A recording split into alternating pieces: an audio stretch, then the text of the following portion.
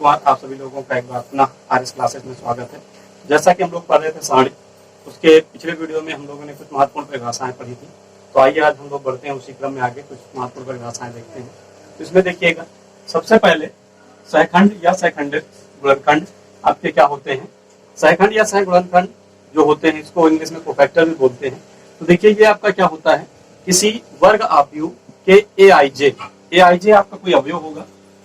एआईजे किसी वर्ग आव्यूह के एआईजे अवयव का जो सहखंड है वो कैपिटल एआईजे बराबर -1 की पावर आई प्लस जे इंटू एम आई जे होता है, जहां एम आई जे आव्यूह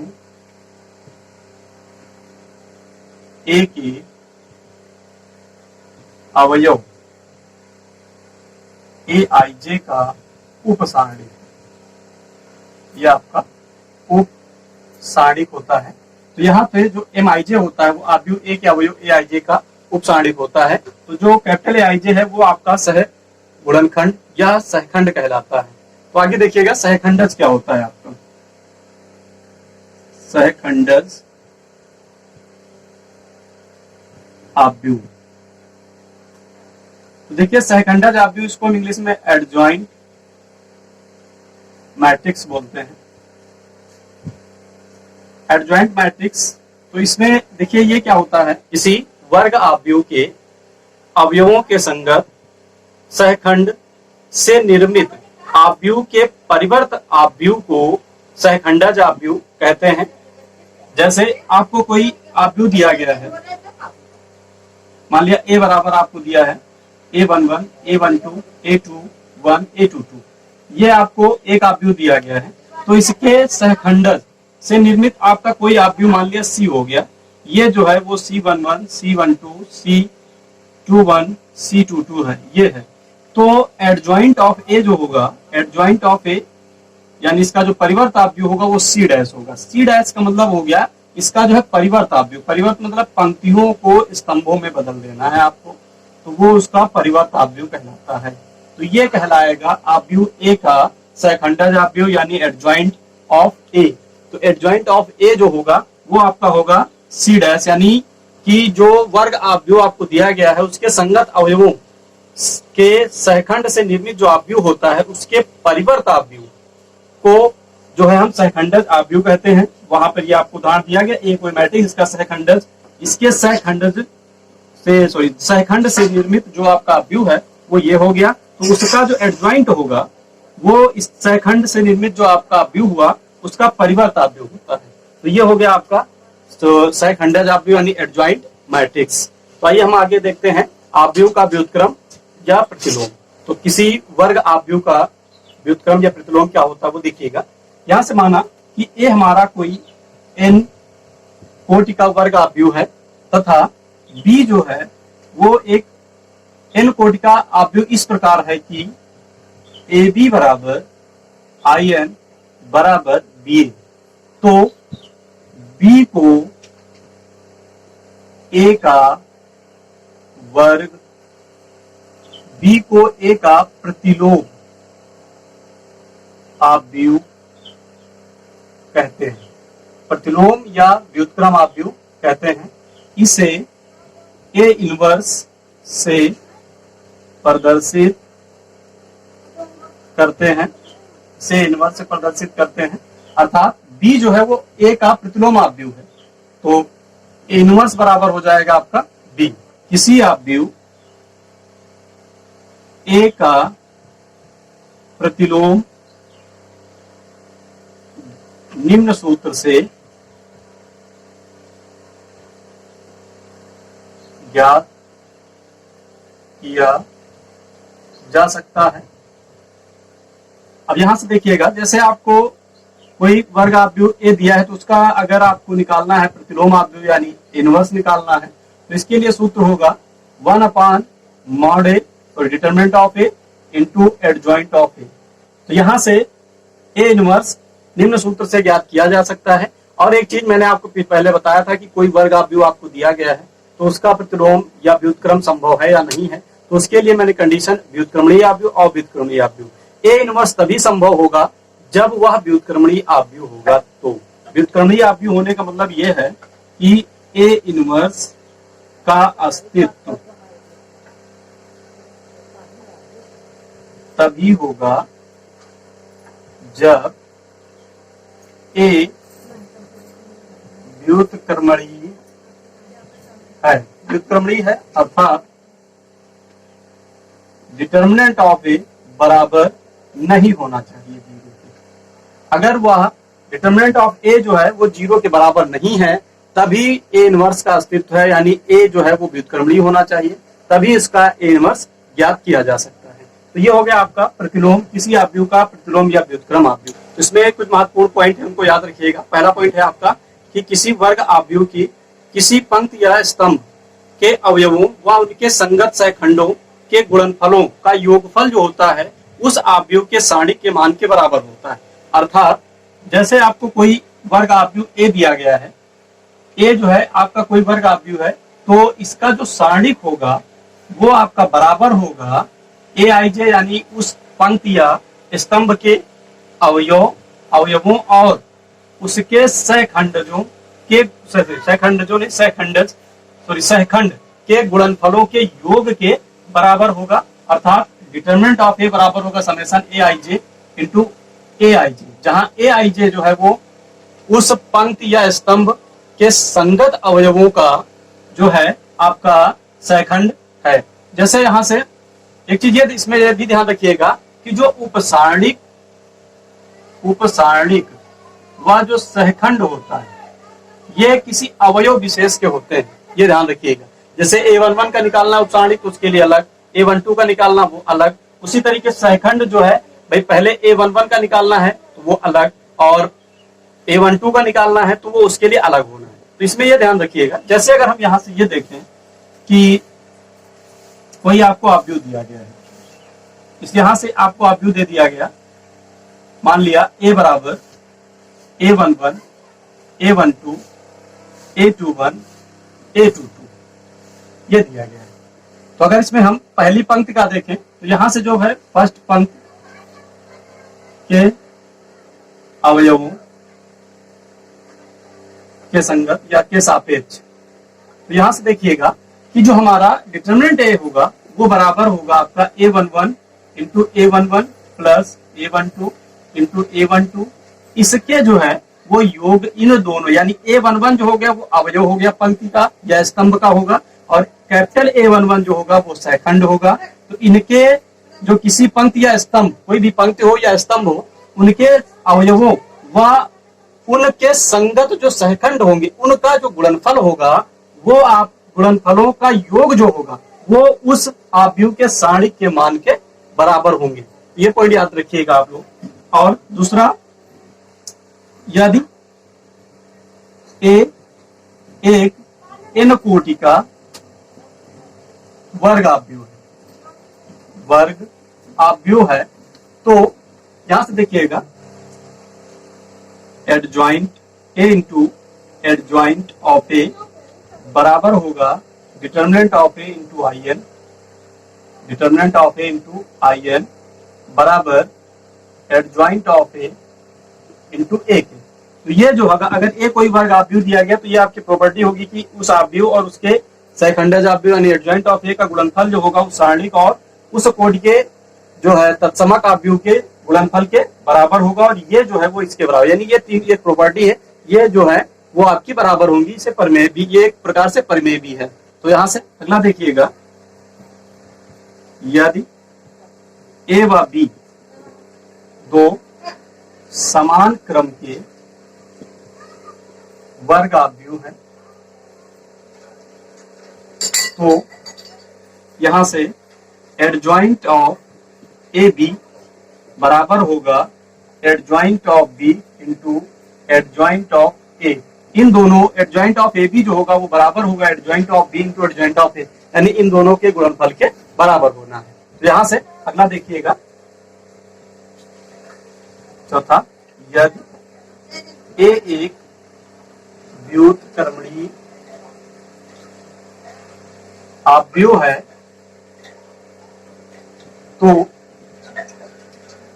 एडजॉइंट ऑफ ए डैश बराबर होगा एडजॉइंट ए का होल डैश, यानी किसी भी परिवर्त आव्यूह का जो एडजॉइंट होगा वो उस आव्यूह के सहखंडज का परिवर्त आव्यूह के बराबर होगा।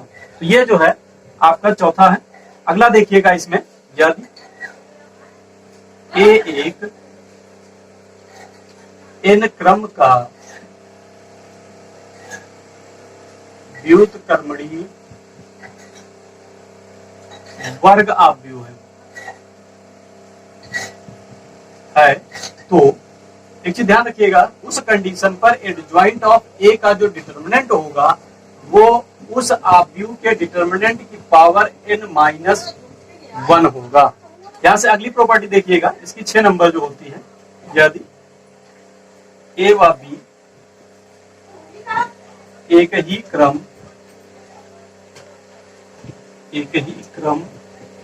के व्युत्क्रमणीय वर्ग आव्यूह है तो ए बी का होल इनवर्स जो बराबर होगा B inverse into A inverse के, यानी ए और बी जो है वो एक ही क्रम के व्युत्क्रमणीय वर्ग आव्यूह है तो ए बी का जो होल इनवर्स होगा वो बराबर होगा B inverse into A inverse के। तो इस तरीके से ये कुछ महत्वपूर्ण पॉइंट हो गए। तो आइए हम बढ़ते हैं अपनी पहली जो हमारी अगली एक्सरसाइज है 4.4 पर। यहाँ से क्वेश्चन आपको दिया गया है कि निम्नलिखित सारणिकों के अवयवों का उपसारणिक व सहखंड ज्ञात करिए। तो देखिएगा, यहाँ से आपका जो पहला क्वेश्चन आपको दिया गया है, इसमें इसका पहला पार्ट ये है, दूसरा पार्ट ये आपको दिया गया है।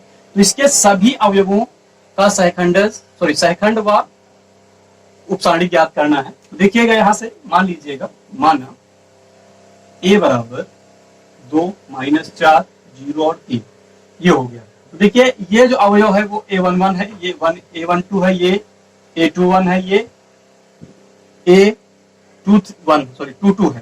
तो यहां से एक चीज ये देखिएगा कि a11 का उपसारणिक तो देखिएगा a11 का उपसारणिक जो होता, हम बताए थे कि उपसारणिक को जो है हम MIJ से प्रदर्शित करते हैं, तो a11 का है तो M11 हो जाएगा। इसके लिए उपसारणिक क्या होता है, मैंने बताया था कि उस अवयव के संगत पंक्ति और स्तंभ को छोड़ने से शेष जो बचेगा वही जो होंगे वो उसका उपसारणिक कहलाएगा। तो देखिए ये कैंसिल, ये कैंसिल, तो यहां से बचेगा आपका सिर्फ 3, तो इसका जो मान होगा वो 3 हो जाएगा। फिर a22 का उपसारणिक a12 होगा, 122 नहीं, M12। तो यहां से देखिए अब इसके सापेक्ष, तो इसके सापेक्ष ये पंक्ति कैंसिल, ये स्तंभ कैंसिल, तो आपका 0 बचेगा। तो यहां से जो मान मिलेगा वो 0 हो जाएगा आपका। फिर a21 का उपसारणिक M21 ये अवयव हो गया, तो इसके संगत ये कैंसिल हो जाएगा आपका और ये कैंसिल, तो बचा -4, तो इसका जो मान होगा वो आपका -4 हो जाएगा।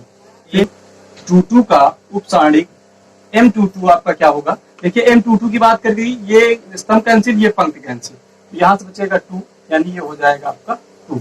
अब देखिएगा सहखंड, ये तो हो गया उपसारणिक। सहखंड देखिएगा, तो a11 का सहखंड a11 होगा -1 की पावर 1 + 1 M11। तो देखिए मैंने आपको सूत्र बताया था अभी, आज ही बताया है कि IJ बराबर -1 की power I + J into MIJ, ये बताया गया है।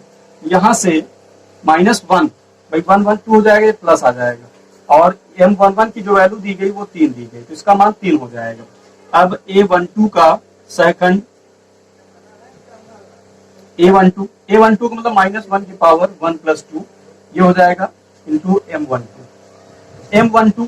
-1 की पावर 3 होगा, यानी इसकी वैल्यू -1 आ जाएगी। M12 की जो वैल्यू दी गई वो 0, यानी इसका मान 0 हो जाएगा। फिर a, यहां से देखिएगा इधर, a21 का सहखंड का सहखंड जो होगा वो आपका हो जाएगा a21, यानी -1 की पावर 2 + 1 M21, तो ये बनेगा आपका, इसकी वैल्यू तो भाई प्लस की 1 हो जाएगी। M21 की वैल्यू जो है -4, तो इसका मान जो है वो -4 हो जाएगा। फिर ए सॉरी जहां से भाई 3 होगा तो इसकी वैल्यू -1 आएगी तो ये +4 हो जाएगा। फिर A22 का सहखंड, A22 का सहखंड देखिएगा, A22 बराबर आपका होगा भाई यहाँ से जो मिलेगा आपको वो हो जाएगा -1 की पावर 2 + 2 M22। तो ये बन जाएगा भाई, इसकी प्लस वैल्यू होगी, M22 की जो वैल्यू है वो 2 दी गई है, तो इस तरीके से इसका जो मान आएगा वो 2 हो जाएगा। तो ये हो गया आपके उपसारणिक और सहखंड। तो इसी प्रकार से आइए हम लोग देखते हैं इसका सेकंड पार्ट।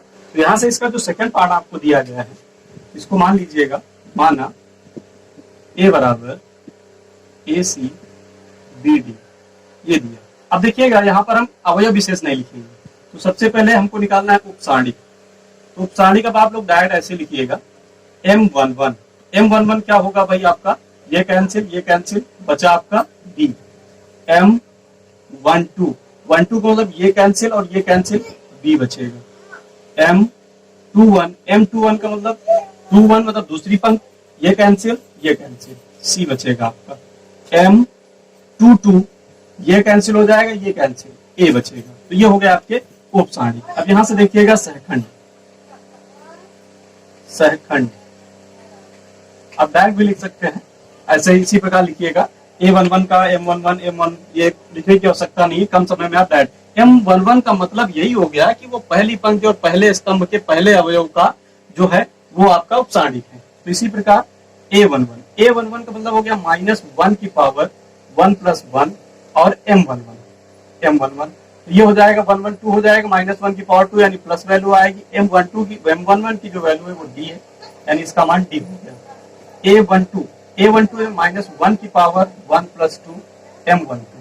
अब देखिए इसकी वैल्यू -1 आ जाएगी। M12 की जो वैल्यू है वो आपकी B दी गई है, ये B है, तो इसका मान D हो गया। तो A21 का मतलब हो गया -1 की पावर 2 + 1 और M21। देखिए इसकी वैल्यू भी माइनस आनी है, तो 21 का मान कितना है, C है, ये हो जाएगा आपका -C। और यहां से A22 तो -1 की पावर 2 + 2 हो जाएगा और M22 तो देखिए -2 4 हो जाएगा, इसकी वैल्यू +1 आएगी। और M22 की जो वैल्यू है वो आपकी A दी गई है, तो इसका मान जो होगा वो A हो जाएगा। तो ये हो गया आपका जो इसका सेकंड पार्ट था उसके उपसारणिक और सहखंड। आपसे यही क्वेश्चन में पूछा गया है कि निम्नलिखित सारणिकों के संगत अवयवों का उपसारणिक और सहखंड बताना है आपको। तो ये हो गया आपके सारणिक और सहखंड। तो आइए हम चलते हैं अपने अगले क्वेश्चन नंबर 2 पर। तो देखिए इसका जो सेकंड क्वेश्चन है उसमें भी आपको यही उपसारणिक और सहखंड याद करने हैं। तो इसका पहला क्वेश्चन ये दिया है, तो यहाँ से मान लीजिएगा, माना A बराबर 1 0 0 0 1 0 0 0 1 ये हो गया। अब यहां से देखिएगा इसका हम उपसारणिक लिखते हैं, उपसारणिक। तो देखिए इसको कैसे हम याद करेंगे, उपसारणिक जो होता है हमारा वो आपका हो जाएगा M11। तो देखिए M11 का मतलब ये हो गया कि इसके सापेक्ष ये कैंसिल होना, ये कैंसिल, ये 4 अवयव आपके बचते हैं, 1 0 और 0 1 बचेगा। भाई मैंने ये आपको बताया था कि जिस अवयव का आपको उपसारणिक निकालना है उसके संगत जो पंक्ति होगी और जो स्तंभ होगा वो कैंसिल होगा, शेष जो बचेगा वही उसका जो है उस सारणिक का उपसारणिक होना है। तो देखिएगा इसको हल करेंगे भाई, इसका मान हमको निकालना है, तो 1 और 1 का गुणा 1 होगा और 0 0 का 0 हो जाएगा। ये लोग तो हम लोग कर चुके हैं। तो इसकी जो वैल्यू आएगी वो आपकी बचेगी 1, तो इसका मान हो जाएगा 1। फिर M12 का मतलब हो गया अब पहली पंक्ति और दूसरा स्तंभ, तो इसके सापेक्ष करेंगे तो ये पूरा कैंसिल हो जाएगा स्तंभ और ये पंक्ति कैंसिल हो जाएगी। तो देखिए यहाँ से बचेगा ये 0 0 बचेगा और ये 0 1 बचेगा आपका, ये हो गया। तो यहाँ से इसका गुणा करें तो 1 0 0 हो जाएगा और 0 0 0 हो जाएगा, इसका मान 0 हो जाना। फिर M13, अब देखिए इसमें 3 पंक्ति और 3 स्तंभ है, तो 1 3 तक भी हम जाएंगे। अब देखिएगा इसमें क्या होना है, ये कैंसिल हो जाएगी, इसके सापेक्ष भाई पहली पंक्ति और तीसरा स्तंभ, ये कैंसिल, तो आपका बचेगा ये 4 अवयव, ये और ये बचेंगे, 0 0 बचेगा और 1 0 बचेगा। इसमें भी 0 0 हो जाएगा, -0 1 का 0 हो जाएगा, इसका मान भी 0 हो जाएगा। फिर M21 पे आ जाएंगे भाई, इधर खत्म, यहाँ से प्रारंभ करिएगा तो 2 1 पे आ गया, यानी दूसरी पंक्ति का पहला स्तंभ, तो ये कैंसिल होगा और ये बीच वाले सारे अवयव कैंसिल हो जाएंगे। तो 0 ये बचेगा, 0 और 1 ये बचेगा, यानी यहाँ से जो मान बचा वो आपका 0 0 बचेगा और 0 1 बचेगा। गुणा करेंगे तो 0 0, यानी 0 माइनस 0, इसका मान भी 0 हो गया। अब यहाँ से ये देखिएगा M22, M22 का मतलब हो गया। अब देखिए 22 ये पूरा कैंसिल होना है और ये कैंसिल होना बीच का, ये कैंसिल और ये कैंसिल, 1 0 और 0 1 बचेगा आपका, 1 0 0 1 बचा, 1 0 और 0 1 बचा। यहां से देखिएगा इसका अगर हम गुणा करें तो ये हो जाएगा 1 माइनस 1 1 का 1 हो जाएगा माइनस 0, यानी इसकी वैल्यू जो आएगी वो आपकी 1 हो जाएगी। फिर M23 का मतलब यहाँ पे दूसरी पंक्ति और तीसरा स्तंभ, तो ये कैंसिल हो जाना है, बीच वाला ये कैंसिल हो जाएगा, 1 0 और 0 0 बचेगा, 1 0 0 0 बचेगा। तो यहाँ से इसका मान 0 हो जाएगा और इसका गुणा करेंगे ये भी 0, तो इसका टोटल मान हो गया 0। अब देखिए तीनों हो गए। अब आ जाइए M31, यानी तीसरी पंक्ति पहला स्तंभ। अब देखिएगा ये कैंसिल और ये पूरी कैंसिल, तो 0 1 0 0 बचेगा, यहाँ से 0 1 0 0, तो ये 0 माइनस 0 0 का 0 हो जाएगा और 1 0 0 हो जाएगा, इसका मान भी 0 हो गया। फिर M32 का मतलब हो गया M32, यानी दूसरी पंक्ति तीसरी पंक्ति और दूसरा स्तंभ, तो ये कैंसिल होगा और ये कैंसिल हो जाना है, तो 1 0 ये बचेगा, 0 0 ये बचेगा, 1 0 0 0, तो यहाँ से भी इसका मान 0 माइनस 0 यानी 0 हो जाना है। फिर M33 पे पहुंचिएगा, तो ये कैंसिल, देखिए M33 यहाँ पे पहुंच जाएंगे, तीसरी पंक्ति और तीसरा स्तंभ, तो ये कैंसिल हो जाएगा, ये कैंसिल हो जाएगा, तो यहाँ से जो आपको अवयव मिलना है वो 1 0 और 0 1 मिलेगा, 1 0 0 1। तो इस तरीके से 1 माइनस 1 1 का गुणा 1 हो जाएगा, तो 0 0 0 हो जाएगा, तो इसका वैल्यू जो आएगी वो 1 हो जाएगी। तो ये हो गया इसके उपसारी। अब देखिएगा यहाँ पे सहखंड क्या होते हैं आपके सहखंड, तो देखिए इसका सहखंड जो होगा आपका A11 का मतलब हो गया -1 की पावर 1 प्लस 1 और M11, यहाँ से ये हो जाएगा +1, M11 की वैल्यू जो आएगी देखिए क्या है, 1 आएगा, तो इसका मान भी 1 हो गया। अब यहाँ से A12, अब देखिए -1 की पावर 1 2 को जोड़ दीजिए यहीं पे डायरेक्ट, तो ये हो जाएगा आपका 3 और M12, तो ये इसकी जो वैल्यू आएगी M1, ये भाई माइनस में आएगी, और M12 का जो मान है आपका वो है 0, तो इसका मान जो आएगा वो 0 हो जाएगा। अब यहां से देखिएगा M13 का मतलब हो गया -1 की पावर 13 जोड़ दीजिए यानी 4 हो जाना, और M13, तो 13 की वैल्यू कितनी दी गई, देखिए 13 की वैल्यू है 0 और इसकी वैल्यू आ जाएगी 1 × 0, यानी इसका मान 0 हो जाना है। फिर 2 1 पे आ जाएगी, -1 की पावर ये 3 हो जाएगा, वही 2 1 को जोड़ेंगे 3, और M21, तो M21 की जो वैल्यू आपको दी गई है M13 हो गया, M21 की वैल्यू भी आपको 0 दिया गया, इसका मान माइनस होगा, ये 0 हो जाएगा, इसका टोटल मान जो है वो 0 हो गया। अब यहां से देखिएगा आपका A22, देखिए A22 जो होगा -1 की पावर 4 हो जाएगा और M22 बनेगा, तो -1 की पावर 4 यानी इसकी वैल्यू 1 आ जाएगी, M22 की जो वैल्यू दी गई वो भी 1 दी गई, तो इसका मान 1 हो जाएगा, ये हो गया आपका। अब यहां से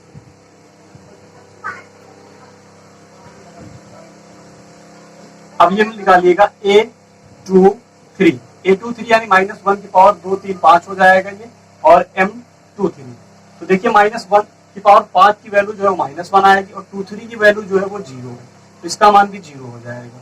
अब A31 पे आ जाएगा, A31 यानी -1 की पावर 3 1 4 हो जाएगा, और M31, तो देखिए इसकी वैल्यू 1 आ जाएगी, और M31 की वैल्यू है 0, तो इसका मान हो जाएगा 0।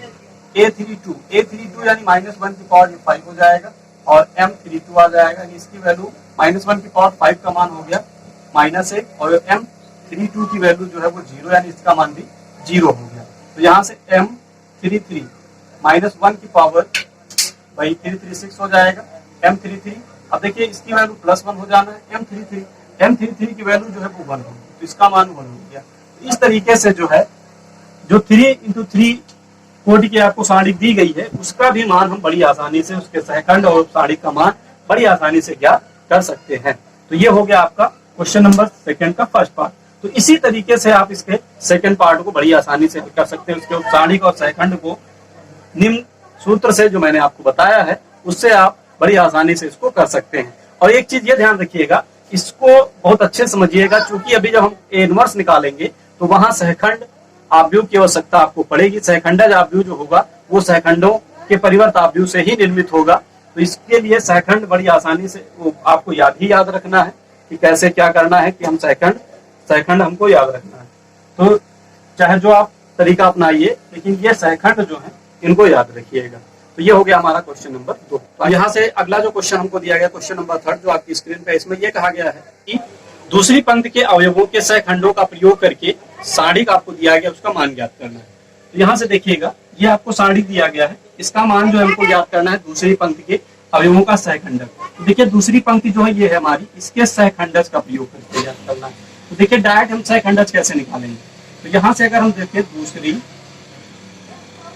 पंक्ति के अवयवों का सहखंड, ये देखिएगा, तो यहां से जो होगा वो आपका ए, देखिए दूसरी पंक्ति का है तो A21, A21 का मतलब -1 की पावर 2 और 1 यानी 3 हो जाएगा, और M21 होगा। अब देखिए M21 कैसे निकालेंगे, तो देखिए इसकी वैल्यू -1 आ जाएगी, और यहाँ से M21 का मतलब इस अवयव का उपसारणिक हमको चाहिए। तो देखिए ये कैंसिल हो जाना, ये कैंसिल हो जाना, तो ये 3 अवयव आपके बचेंगे, सॉरी 4, 3 8 बचेगा, और 2 3 बचेंगे। ये हो गया। तो ये चीज ध्यान रखिएगा, M21 का मतलब इस पंक्ति, भाई ये पंक्ति है, इस पंक्ति के इस अवयव का उपसारणिक, तो इसके संगत जो स्तंभ होगा वो कैंसिल, और जो पंक्ति होगी वो कैंसिल, शेष जो अवयव आपके बचेंगे वही उसका उपसारणिक बन जाएगा। तो यहाँ से -1 आ जाएगा। अब इसको हल कर लीजिएगा, तो 3 त्रिक का 9 माइनस 8 दूनी 16 हो जाएगा। तो 9 से 16 जब माइनस करेंगे तो यहाँ से बचेगा हमारा माइनस का 7। तो इस तरीके से इसकी वैल्यू 7 हो जाएगी। अब देखिए A22 निकालेंगे। A22 जो होगा वो आपका क्या हो जाना है, तो A22 जो होगा वो -1 की पावर 22 यानी 4 हो जाना है। M22, अब देखिए M22 लिखेंगे, M22 मतलब दूसरे अवयव, M22 का मतलब हो गया, चलिए यहाँ पे लिख लीजिएगा M22। अब देखिए इसकी वैल्यू जो है वो +1 हो जानी है, और M22 यानी इसके सापेक्ष करना है, तो ये कैंसिल होगा और ये पंक्ति कैंसिल होगी। तो देखिए 5 और 1 बचेगा, 8 3 बचेगा, 5 1 8 3। तो इस तरीके से यहाँ से जो वैल्यू मिलेगी वो मिल जाएगी 5 3 15, गुणा करिएगा, इधर 1 है, 1 से गुणा करने पर कोई अंतर नहीं पड़ेगा, -8। तो 8 7 15 यानी यहाँ से 7 बच जाएगा। अब ये देखिएगा A23 का मतलब हो गया -1 की पावर 2 3 5 हो जाएगा, और M23। अब देखिए इसकी वैल्यू जो है -1 होगी। अब M23 का मतलब ये हुआ कि इस पंक्ति के सापेक्ष, इस पंक्ति के इस अवयव के सापेक्ष आपको उपसारणिक चाहिए। तो देखिए ये स्तंभ कैंसिल होगा, ये पंक्ति कैंसिल, 5 1 3 2 अवयव बचेंगे, 5 1 3 2। हल करिएगा, -1 आएगा, और ये आपका जो हो जाएगा 5 दूनी 10 और 3 1 3। तो यहाँ से -1 गुणे ये बचेगा आपका 7, सॉरी प्लस का 7 बचेगा। तो इस तरीके से इसकी वैल्यू -7 हो गई। अब देखिए आपको सारणिक का मान ज्ञात करना, तो मैंने आपको ये बताया था कि किसी पंक्ति या स्तंभ के अवयवों व उनके संगत सहखंडों का जो गुणनफल होता है उनका योग उस सारणिक के मान के बराबर होता है। क्वेश्चन में आपसे यही कहा गया है कि दूसरी पंक्ति के सहखंडों का प्रयोग करके आपको सारणिक का मान ज्ञात करना है। तो दूसरी पंक्ति के सहखंड आपके ये हो गए, और इसका मान ज्ञात करना मैंने आपको यही बताया है कि किसी पंक्ति या स्तंभ के अवयवों व उनके संगत सहखंडों का गुणनफल उस सारणिक के मान के बराबर होता है। तो देखिएगा A11 प्लस A1, सॉरी दूसरी पंक्ति चाहिए, तो 21 और A22 प्लस A23 वैल्यू रख दीजिएगा। A21 की वैल्यू यानी दूसरे ये वाला अवयव आपको निकालना है। स्मॉल ए जो है वो अवयव को प्रदर्शित करेगा, और कैपिटल जो है वो सहखंड को प्रदर्शित करेगा। तो A21 यानी दूसरी पंक्ति और पहले स्तंभ का अवयव आपका जो है वो लिखिए 2। A21 की वैल्यू जो आई है वो 7, प्लस A22 की वैल्यू है 0, A22 की कैपिटल A22 की वैल्यू आई है 7 और A23 है 1 और इसकी जो वैल्यू आई है वो -7 आई है। तो इस तरीके से 7 दूनी 14 ये हो जाएगा और ये 0 हो जाएगा और माइनस का 7 रहेगा। तो यहां से आपका बचेगा 14 से 7 माइनस कर लीजिएगा, इसका मान जो है वो 7 आ जाएगा। तो ये हो गया हमारा क्वेश्चन नंबर इसका थर्ड। तो बड़ी आसानी से किसी पंक्ति या किसी स्तंभ के अवयवों का सहखंडज का प्रयोग करके हम सारणी का मान ज्ञात कर सकते हैं इस तरीके से। तो अगर जिस पंक्ति या जिस स्तंभ का उसने सहखंडज बताया है उसके पहले सहखंड निकाल लीजिए। सहखंड निकालने के बाद आप ये सूत्र का प्रयोग करिएगा। भाई हर पंक्ति और हर स्तंभ के लिए सूत्र अलग अलग होगा, ये ध्यान रखिएगा। जिस पंक्ति का कह रहा है उस पंक्ति के अवयव और उस पंक्ति का संगत जो सहखंड है उनके गुणनफलों का योग जो होगा उस सारणी के मान के बराबर हो। तो इसका जो चौथा क्वेश्चन है उसमें आपसे ये कहा गया है कि इसके तीसरे स्तंभ के अवयवों का सहखंडों का प्रयोग करके सारणी का मान ज्ञात करना। तो देखिए सारणी का आपको ये दी गई है, इसके तीसरे स्तंभ के अवयवों का जो सहखंड होगा उनका जो है प्रयोग करके आपको मान निकालना है इसका। तो यहां से लिखेंगे तीसरे स्तंभ के अवयवों का सहखंड। देखिए क्या होगा, तीसरे अवयव A13 भाई A13 इसके सापेक्ष निकालना है। A13 माइनस 1 की पावर 1 प्लस 3 कितना हो जाएगा 4 और M13 ये हो जाएगा। तो देखिए इसकी वैल्यू +1 आ जाएगा। अब यहां से देखिएगा M13 का मतलब इसके सापेक्ष ये कैंसिल और ये कैंसिल, तो यहां से एक Y और Z बचेगा। तो यहां से Z माइनस Y वैल्यू हो जाएगी, 1 से गुणा करेंगे कोई अंतर नहीं पड़ना। फिर दूसरा अवयव भाई तीसरे स्तंभ का क्या बनेगा A23 माइनस 1 की पावर 5 हो जाएगा और M23। तो देखिएगा इसकी वैल्यू -1। M23 क्या होगा, M23 यह अवयव बना, इसके संगत जो पंक्ति हुई वो कैंसिल और स्तंभ वो कैंसिल, तो एक XZ बचेगा, एक XZ बचेगा। तो यहाँ से माइनस और ये Z माइनस का X हो जाएगा, तो अंदर गुणा कर दीजिएगा तो -Z प्लस X हो जाना है, यानी ये आ जाएगा आपका X माइनस Z। फिर A33 होगा -1 की पावर 6 होगा, M33 हो जाएगा। भाई तीसरे स्तंभ कहा था पंक्ति रहित, ये हम क्रम चलेंगे यहाँ से। तो इसका जो मान होगा वो आपका 1 हो जाएगा और M33, अब देखिएगा M33 का मतलब इसके सापेक्ष, तो ये कैंसिल हो जाएगा और ये कैंसिल हो जाएगा, 1 X बचेगा। तो ये हो जाएगा आपका Y और माइनस का बचेगा यहाँ से X। तो इस तरीके से जो हमको मिला वो A33 ये मिल गया। अब देखिए तीसरे स्तंभ के अवयवों का सहखंड का प्रयोग करके सारणी का मान ज्ञात करना है। यहां से देखिएगा तो डेल्टा बराबर आपका होगा तीसरे, अब तीसरे स्तंभ का प्रयोग करना तो तीसरे स्तंभ के अवयव ही लिए जाएंगे, यानी A13 plus A23 plus A33 और A33 ये हो जाएगा। अब देखिएगा A13 की वैल्यू YZ ये दी गई है और 13 यानी सहखंड की जो वैल्यू आई है वो Z माइनस 1 है। फिर प्लस 23 की वैल्यू जो है वो ZX है और 23 की जो वैल्यू है वो है X माइनस Z और प्लस A33 की जो वैल्यू है वो XY है, XY और A33 की वैल्यू जो है वो Y माइनस X है। तो चलिए गुणा करिएगा यहाँ से, देखें हम YZ square minus Y square Z आ जाएगा plus ZX square minus Z square X हो जाएगा और प्लस XY स्क्वायर और इसका गुणा करेंगे तो यहाँ से हो जाएगा माइनस X स्क्वायर Y। अब यहाँ से देखें तो कुछ कट नहीं रहा है, तो इनको पास कर लीजिएगा जो स्क्वायर वाले टर्म है, जैसे ZX स्क्वायर और माइनस X स्क्वायर Y ये कर लिया हमने। फिर YZ Y square XY square हो जाएगा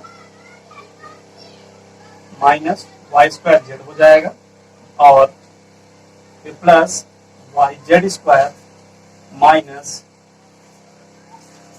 ये हो जाएगा Z स्क्वायर X ये होगी। अब यहां से अगर हम देखें तो X स्क्वायर कॉमन होगा, Z माइनस Y बचेगा, वाई स्क्वायर कॉमन होगा, एक्स माइनस जेड बचेगा और प्लस जेड स्क्वायर होगा और यहाँ से वाई माइनस एक्स बचेगा। तो इस तरीके से देखें तो इस रूप में अगर आप चाहें तो यहीं पर भी आंसर छोड़ सकते हैं या आप इसको हल करके यहाँ तक भी ला सकते हैं, तो ये आपका आंसर हो जाएगा। तो ये हो गया इस सारणी का मान तीसरे स्तंभ के अवयवों के सहखंडों का प्रयोग करके। अगला क्वेश्चन जो है वो बहुविकल्पीय प्रश्न है, वो आपकी स्क्रीन पे दिख रहा है। तो इसमें इसने ये कहा है कि आपको एक सारणी दिया गया है और इसके ए आई जे जो अवयव ए आई जे के संगत जो सहखंड है वो कैपिटल ए आई जे है, तो सारणी का मान क्या होगा।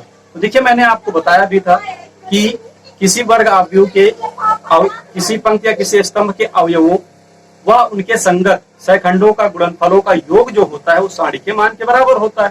तो इसमें एक चीज ये देखिएगा कि भाई स्मॉल ए आई जे के संगत जो सहखंड है वो आपका कैपिटल ए आई जे ये दिया गया है आपको। तो यहाँ से इस डेल्टा का जो मान होगा तो देखिए ए आई जे के संगत ए आई जे यानी किसी पंक्ति या किसी स्तंभ के, तो देखिए ए आई जे का मतलब हो गया ये पंक्ति और ये स्तंभ को दिखाएगा। तो ए आई जे, अब ये देखिएगा कि इसका और इसका जो गुणनफल होगा, इनके गुणनफलों का जो योग होगा वो जो होगा वो इस सारणी का मान होगा। तो यहाँ से अगर हम देखेंगे तो डेल्टा डेल्टा, तो ए आई जे का मतलब ये हो गया कि आई और जे जो आप रखेंगे यानी जैसे 1 1 रखें तो A11 और ये भी A11 होगा, फिर A12 तो ये भी A12 होगा और A13 अगर हम रखेंगे तो ये भी आपका 13 आएगा। तो इस तरीके से इसमें जो सेम कंडीशन आई और जे जिसमें बराबर होंगे अर्थात आई बराबर ए का आई जो है वो बराबर होगा ए के आई के और इसके जे और इसके जे बराबर होंगे, यानी इसका जो स्तंभ और पंक्ति, इसकी जो पंक्ति और स्तंभ होगी, इसकी और जो पंक्ति और स्तंभ होगी वही जो है उनका जो गुणनफल होगा वही उस डेल्टा का मान होगा। तो इस तरीके से इसका जो विकल्प नंबर आपका डी दिया गया है वो सही है। तो इस तरीके से ये जो एक्सरसाइज है आपकी वो कंप्लीट हुई। तो आज के लिए इतना ही, मिलते हैं अगले वीडियो में अगली एक्सरसाइज के साथ।